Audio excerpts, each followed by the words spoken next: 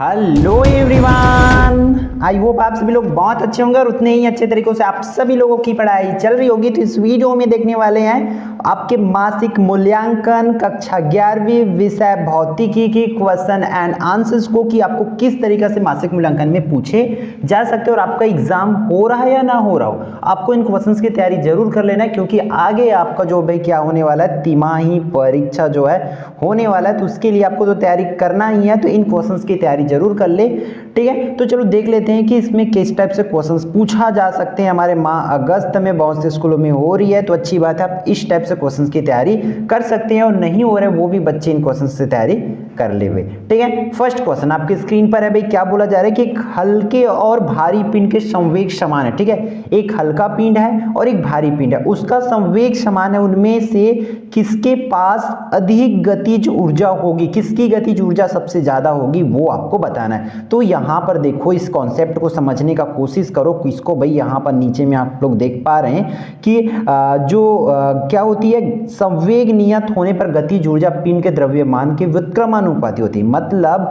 जो बोला जा रहा है कि गतिज ऊर्जा जो है द्रव्यमान के व्युत्क्रमानुपाती होता है, इसलिए जो हल्के पिंड की गतिज ऊर्जा भारी पिंड से अधिक होती है। मतलब हल्के पिंड की जो गतिज ऊर्जा है वो ज्यादा होती है। क्लियर है, मतलब हल्के पिंड में सबसे अधिक गतिज ऊर्जा होगी, ये आपको लिख लेना है। क्लियर है। नेक्स्ट क्वेश्चन आपकी स्क्रीन पर आप लोग देख पा रहे हैं, क्या बोला जा रहा है, जूल को परिभाषित कीजिए। तो इसकी आंसर आप लोग इस तरीके से लिख सकते हैं कि जब किसी वस्तु पर 1 न्यूटन का बल लगाते हैं, तो 1 न्यूटन का बल लगाएंगे, कोई सा भी वस्तु हो सकता है, मान चलो ये वस्तु है, इस वस्तु पर जब हम 1 न्यूटन का बल लगाएंगे तो ये थोड़ा बहुत इधर उधर खिसकेगा, मान चलो जितना भी खिसक सकता है यहाँ आएगा, तो उसमें जितना भी विस्थापन होगा उसे ही 1 जूल कहा जाता है। क्लियर है, वो जितना खिसकेगा अपने जगह से उसको ही 1 जूल कहेंगे। क्लियर है बच्चों। फिर आगे बढ़ते नेक्स्ट क्वेश्चन की ओर।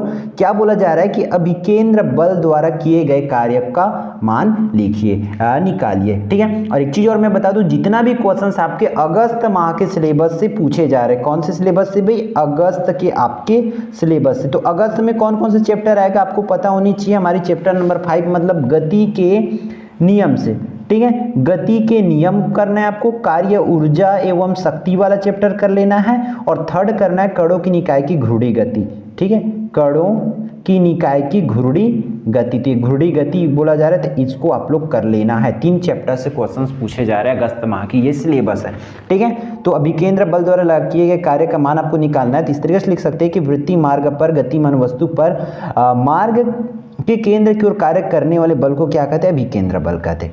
क्लियर है, नहीं आया होगा, ठीक है। देखते हैं एक बार और।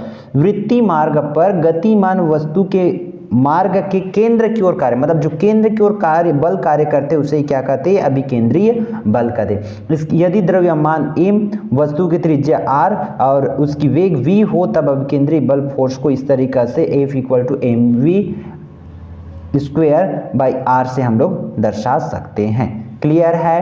फिर नेक्स्ट इसके खंड ब में प्रत्येक के लिए प्रश्न के लिए 2 अंक निर्धारित है। देखो आपको क्या क्वेश्चन पूछा जा रहा है, कार्य ऊर्जा के चैप्टर नंबर 6 के आपके बुक से पूछे जा रहा है कि कार्य ऊर्जा प्रमेय आपको लिखना है। तो कार्य ऊर्जा प्रमेय क्या होती है भाई, आपको बता दें, किसी वस्तु पर परिणामी बल लगाने पर, मान चलो कोई वस्तु, उस पर हम परिणामी बल लगाते हैं, तो बल द्वारा किए गए कार्य उसकी गतिज ऊर्जा में परिवर्तन के बराबर होता है। मतलब जितना बल होता है उसकी गतिज ऊर्जा में उतना ही परिवर्तन होता है, इसे ही यही कार्य ऊर्जा प्रमेय है। क्लियर है। फिर इसको और भी एक्सप्लेन आप लोग इस तरीके से कर सके, यदि किसी वस्तु पर परिणामी बल लगाने पर उसका वेग निश्चित रहता है, तब वस्तु की गतिज ऊर्जा में परिवर्तन क्या रहता है, अगर वेग निश्चित है तब परिवर्तन डेल के = 0। यदि वस्तु पर किया गया कार्य W भी शून्य होता है, तब प्रमेय अत्यंत महत्वपूर्ण है, क्योंकि उससे ही ऊर्जा संरक्षण का सिद्धांत कहते हैं। ऊर्जा संरक्षण का सिद्धांत क्या बोलते हैं कि ऊर्जा को न तो उत्पन्न किया जा सकता है और न ही नष्ट किया जा सकता है। क्लियर। फिर 5th नंबर की क्वेश्चन आपकी स्क्रीन पर है भाई, आप लोग देख पा रहे हैं। क्या बोला जा रहा है कि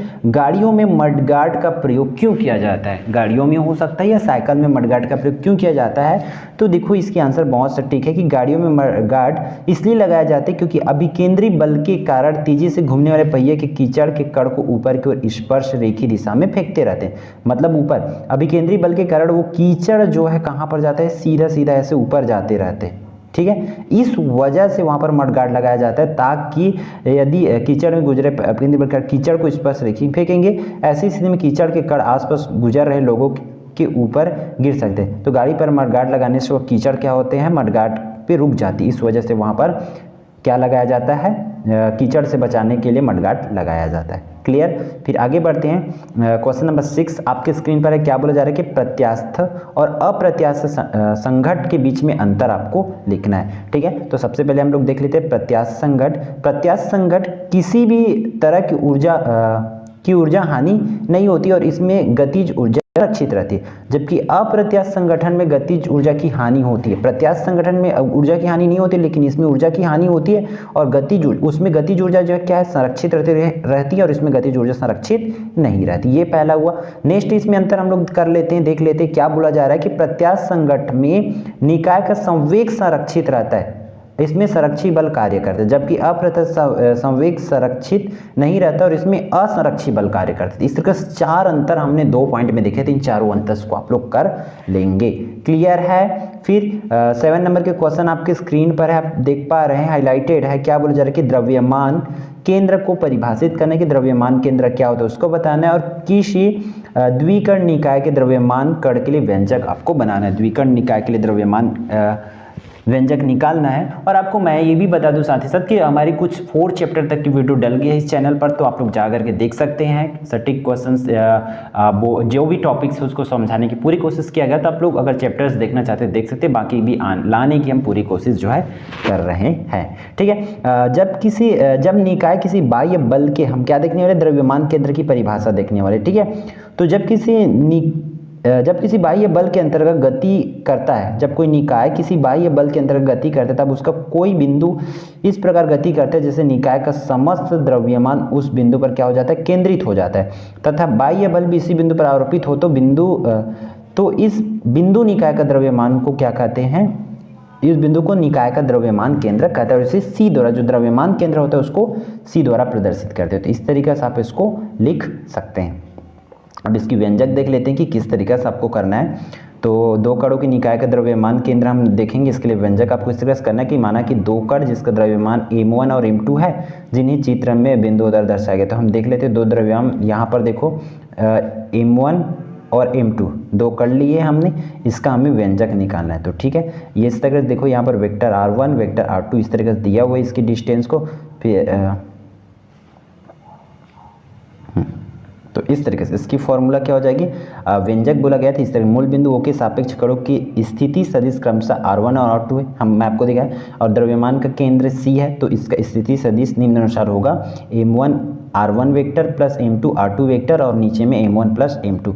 तो ये हो जाएगी इसके लिए व्यंजक। क्लियर है। फिर नेक्स्ट क्वेश्चन की ओर चलते हैं। आपका क्या बोला जा रहा है, एक ट्रक और एक कार एक ही गतिज ऊर्जा से सीधी सड़क पर गति कर रहे, इनके इंजन एक साथ बंद हो जाते, तो कौन कम दूरी पर रुकेगा। एक ट्रक और एक कार एक ही गतिज ऊर्जा से सीधी में गति करे, तो कौन पहले रुकेगा या कौन सबसे पहले मतलब कम दूरी पर रुक जाएगा, उसको आपको समझाना है। ठीक है, तो इसके लिए आपको इसमें करना पड़ेगा, द्रव्यमान के इस वाले फॉर्मूला में रख के आपको बनाना पड़ेगा इस तरह सॉल्यूशन। ठीक है, 1/m1 v1 स्क्वायर और इस तरह का संवेग का उसमें कर लेना है आपको। ठीक है, यहाँ पर m1 और v1 ट्रक का द्रव्यमान और वेग है और कार का द्रव्यमान ये है। तब यहाँ पर देखो m1 जो है ज़्यादा होगा। ठीक है, मास m1 द्रव्यमान है, तो जो m1 है मतलब ट्रक का द्रव्यमान ज़्यादा होगा, इसलिए ऐसा लिया गया। और वहीं पर जिसकी इसकी कौन ज़्यादा होगा, वेग ज़्यादा होगा, क्योंकि उसकी द्रव्यमान कम है, इस वजह से उसकी वेग कम। अतः ट्रक का वेग कम होने के कारण वो वेग जो है कम होने, ट्रक का वेग क्योंकि उसकी द्रव्यमान ज़्यादा, वजन ज़्यादा, इसलिए वो कम दूरी पर रुक जाएगा। इस तरीके से आपको लिख लेना है। ठीक है, 9th नंबर के क्वेश्चन आपकी स्क्रीन पर है। क्या बोला जा रहा है, इसको आपको कर लेना है, देख लेना है। क्या कि एक रोड रोलर को धकेलने के बजाय खींचना आसान है, क्योंकि रोलर आप देखे हैं, उसको आपको क्या करना है, धकेलने से बजाय आपको खींचना अच्छा है, क्यों, इसको लिखना है। ठीक है, तो इसके आंसर आप लोग इस तरीके से लिख सकते हैं कि चित्रों में रोलर का, हम देखेंगे चित्र आगे, रोलर का भार W, ऊर्ध्वाधर नीचे की ओर, बाह्य बल F। तो इस तरीके से हम इसके डायग्राम को भी देख लेते हैं, ये रोलर वाला है। ठीक है, तो इसके पॉइंट ऑफ व्यू से आपको कंप्लीट जो है इसको लिख लेना है, जो भी पॉइंट्स आपको इसमें शो किया गया। ठीक है, फिर हम बाकी और भी क्वेश्चंस को देख लेते हैं। जैसे कि 10वां क्वेश्चन आपकी स्क्रीन पर है। क्या बोला जा रहा है इस क्वेश्चन में कि यदि किसी वस्तु पर लगने वाले नेट बल को दोगुना कर दिया जाए, किसी वस्तु पर लगने वाले नेट बल को हम दोगुना कर दिया जाए तो उसके त्वरण पर क्या प्रभाव पड़ेगा। तो किसी वस्तु पर लगने वाले नेट बल को दोगुना कर दिया जाए तो उसके द्रव्यमान पर कोई प्रभाव नहीं पड़ता। इस वजह से उसके त्वरण जो त्वरण है वह सिर्फ बल पर निर्भर करता है। जो बल को दोगुना करने पर त्वरण भी क्या हो जाएगी, दोगुना हो जाएगा। इस तरीके से आपको कर लेना है। फिर नीचे के क्वेश्चन जो 4 मार्क्स वाले क्वेश्चन है तो इसको आपको बहुत अच्छे से कर लेना है। इसके आंसर आपको सही से विजुअल नहीं हो पा रहे होगे तो आपके पास जो भी बुक होगा वहां से इसके आंसर रेफर कर सकते हैं। क्वेश्चन क्या है, सर्पी घर्षण और लोटनी घर्षण में आपको अंतर लिख लेना है। क्लियर है। तो ये रहा आपके अगस्त माह के सिलेबस के अकॉर्डिंग आपका कंप्लीट एंड इंपॉर्टेंट क्वेश्चंस, जहां से आपको अच्छे से तैयारी कर लेना और इन जो भी क्वेश्चंस आपको बताया गया उसको अच्छे से प्रैक्टिस कर लेंगे। ठीक है बच्चों, तो फिर मिलते हैं आने वाले इंपॉर्टेंट वीडियो पर। और कौन सब्जेक्ट की आपको मासिक मूल्यांकन के लिए इंपॉर्टेंट क्वेश्चन चाहिए और आपको तिमाही के लिए सैंपल पेपर किस सब्जेक्ट के चाहिए कमेंट करके जरूर बताएंगे। फिर मिलते हैं आने वाले इंपॉर्टेंट वीडियो में।